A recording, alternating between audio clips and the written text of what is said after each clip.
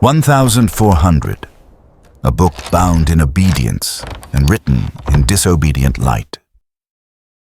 Winter of 1400 laid a blue frost over the monastery above the river bend. Bells kept short hours to spare oil, and the cloister breathed wool and smoke. Brother Petrus, the Armarius, keeper of books, unbarred the oak press where the best volumes slept under iron. On the lowest shelf lay a blind-stamped calf tome, swollen at the foredge as if pages had learned to breathe. A brass tag named it in hammered Latin, Liber Interdictus, the Forbidden Book. Red wax sealed its hasp. Ash dusted the seal like snow. The prior wanted an inventory before the bishop's visitation. Petrus warmed the key in his palm as if persuading a person, not a lock. The seal cracked, polite as ice. Vellum, the color of milk and ash, flared once in candlelight, then turned demure. No author, no prologue, only a rubric the width of a thumb. Quis liber leger non lixet. It is not permitted to read this book. Beneath, a smaller note in the same hand. For the sake of those who have read. Novices treated the caution like a ceremony. They carried the volume to the north window where winter kept stricter doctrines. Breath haloed the glass and shrank to nothing. Petrus opened to the middle, a neat textura, brown as tea. Red initials that curved like well-taught dogs. Margins ruled with faint, loyal lines. It looked obedient, even pious. Yet when the candle shifted, the choir marks at the gutter wandered half a hair as if considering a journey. A word in the gloss blinked and held still. Petrus turned one leaf. It answered with a soft animal sound. He closed the book. The room, stupidly, felt relieved. New wax took the iron seal and cooled with a breath no mouth had made. Compline climbed the stairwell like steam. Snow began while the brothers sang words that had outlived many winters. In the press, the book kept its peace and, very faintly, its own liturgy of rustle and pause, the sound of a page learning how not to be read.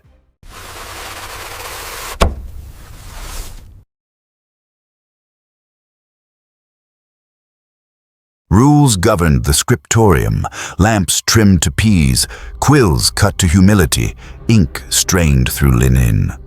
The forbidden book obeyed none of it.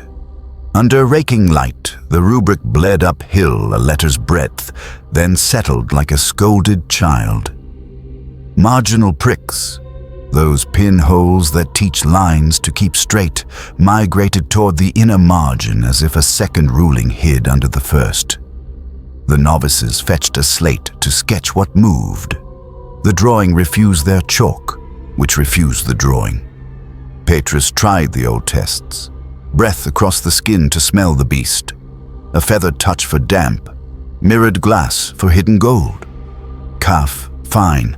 Gall ink, clean, no gilding. Yet a faint under-alphabet stood where no hand had written. Narrow capitals surfacing and fading like fish. Pactum, tacitum, nomen. When he shifted the lamp, the pale letters followed the shadow rather than the flame, composing under darkness the way a choir finds pitch before song. In the gloss beside a homily line, a sentence rose where gloss had not been. Scripta vigilat. The scribe keeps watch. The prior took fright and then custody. To read was forbidden, to guard was ordered.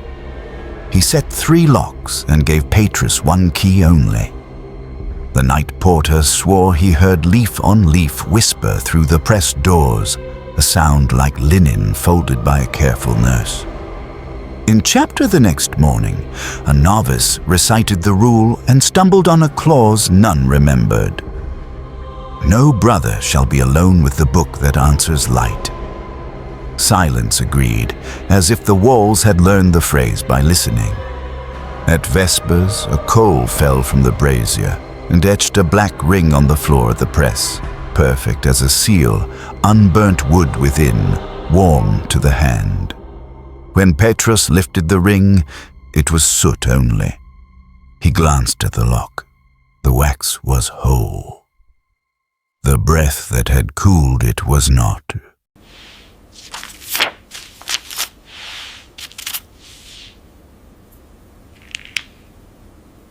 The bishop came with ink on his gloves and Winter in his cloak, an archdeacon at his elbow to count, forbid, approve.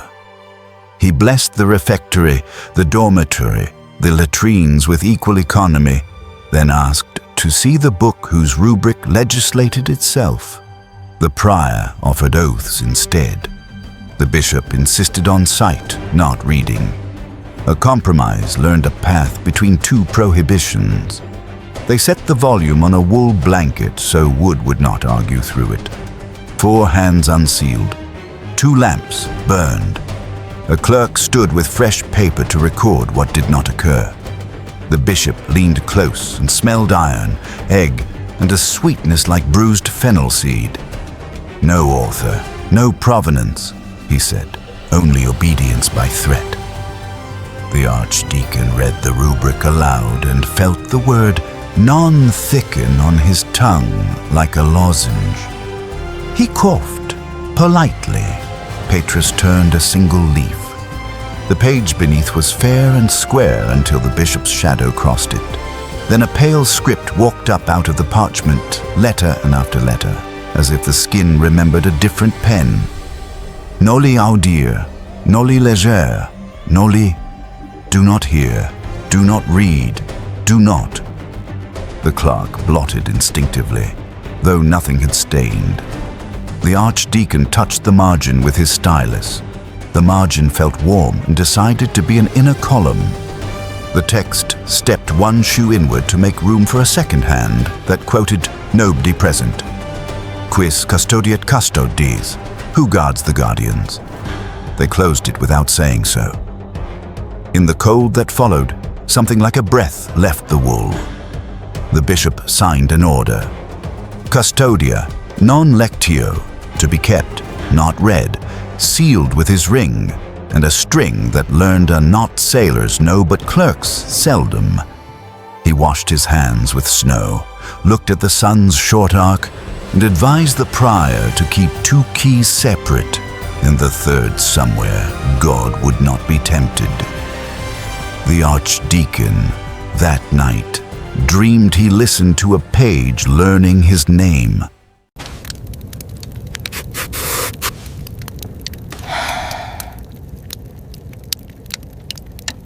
Forbidden text breeds scribes the way winter breeds smoke. Novices begged to copy a harmless leaf. For training they swore, and were denied.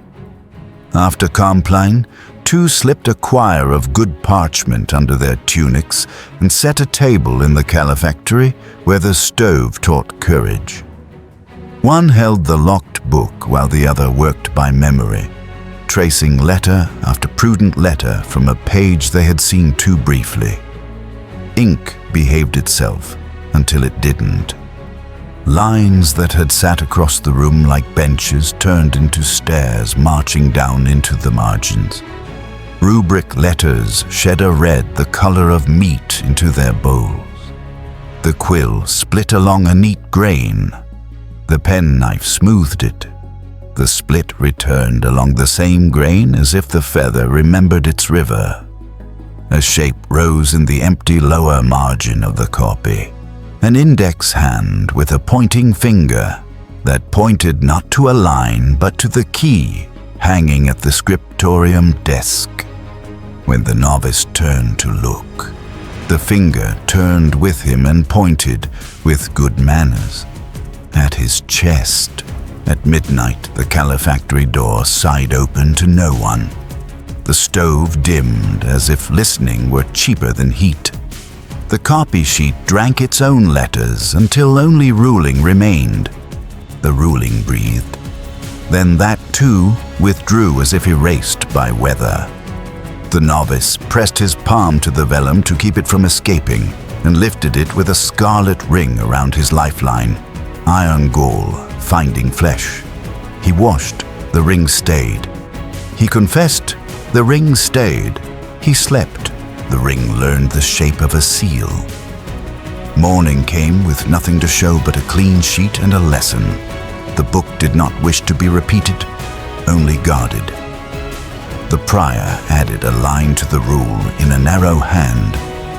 Copy no more than silence permits. The calefactory swallowed its own smoke as if it had said too much.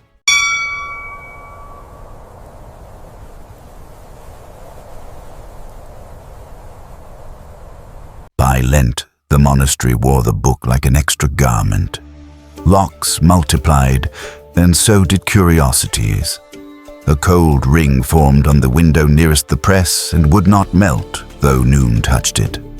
The brethren began to lose small nouns, ladle, lech, ledger, and find them again written faintly in chalk across the press door, as if the page issued receipts for memory.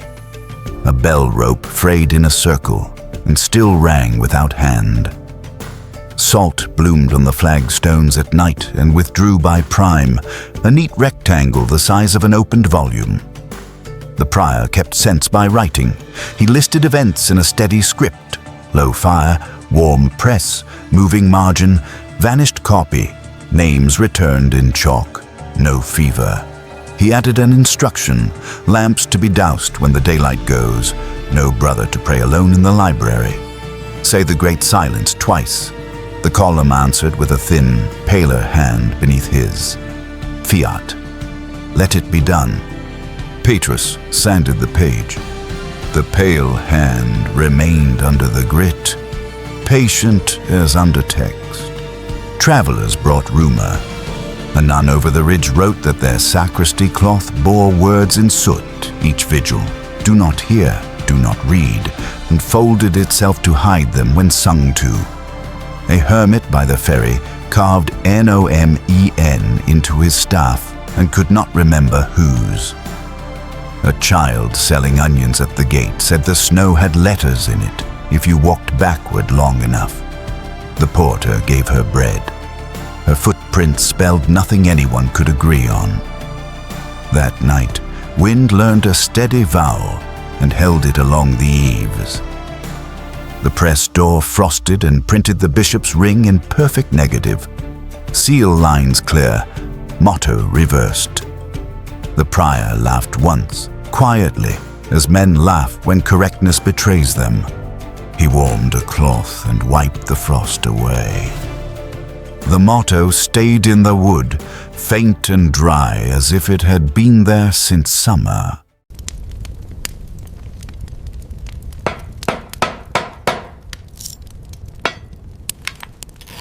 Fire is a theologian that ends arguments. On the eve of Easter, the chapter voted with unwilling hands to test the one remedy stone understands. In the bakery oven, the brothers laid the book on a peel, wool beneath, prayers above, and watched flames learn its edges. Vellum curled as vellum does. Glue sang, the brass tag darkened. Smoke rose with the sweet animal reek of skin. Then the smoke wrote letters on the oven mouth where soot takes nothing. Noli finier, do not end me. The youngest monk wept and pretended flour dust. They tried water. Steam made rain inside the oven. The letters drifted, broke, gathered again along the arch. Perfis votum sum. Finish your vow. The prior froze like a man who has recognized his own handwriting in another's hand. He nodded once, the slow nod of obedience finding a higher order, and lifted the peel. The book lay changed, but not ended. A singed border the width of a finger, a softening at the spine, a new sobriety in the red initials as if blood had learned discipline. They made a coffin of lead, hammered by a mason who disliked coffins. Petrus lined it with linen and a page torn from a broken antiphona. Custodi me, Deus, guard me, O God. They bound the book in the lead with chain and seal, the bishop's ring impressed again, this time forwards. At midnight, they walled the coffin in an old apsidal niche and whitewashed the bricks until night admitted them. The prior wrote a label on the plaster in his small traveling hand. Custodia, non lectio. The oven cooled, smelling of vinegar and prayers. In the morning, a black ring remained on the floor where no ring had been before. Clean circle, unburned within. The novices stepped around it. One, forgetting, stepped through. He felt nothing and remembered a lost word. Mercy.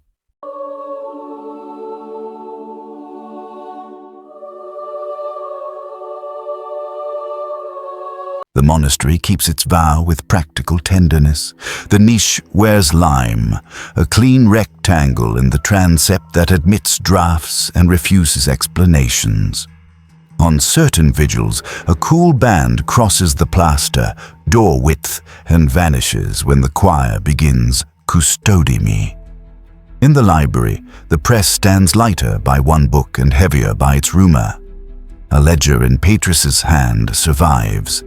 Dates, small penalties, larger mercies, and the phrase copy, no more than silence, permits written twice, once in ink, once as if the page had remembered it for him. Centuries walk inconveniently. A modern surveyor with a ground ear listened along the transept wall and heard a soft, regular page turn that did not match his own hand. A conservator dusted the old press and found, beneath a shelf, a soot line shaped like a ring, motto backward. She photographed it. The negative showed the motto forwards. In a museum far downriver, a single vellum bifolium sits under glass. Provenance uncertain, initials restrained, under letters that rise faintly under raking light and spell only nomen before they sink again. The label calls it palimpsest leaf circa 1400, Bohemian or Alpine. The guard knows it hums when the room is empty. They made a coffin of lead, hammered by a mason who disliked coffins. Patris lined it with linen and a page torn from a broken antiphona. Custodi me, Deus, guard me, O God.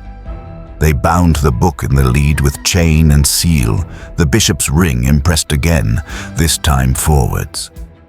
At midnight, they walled the coffin in an old apsidal niche and whitewashed the bricks until night admitted them. The prior wrote a label on the plaster in his small traveling hand.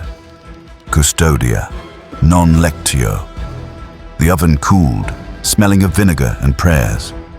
In the morning, a black ring remained on the floor where no ring had been before. Clean circle, unburned within. The novices stepped around it. One, forgetting, stepped through. He felt nothing and remembered a lost word. Mercy.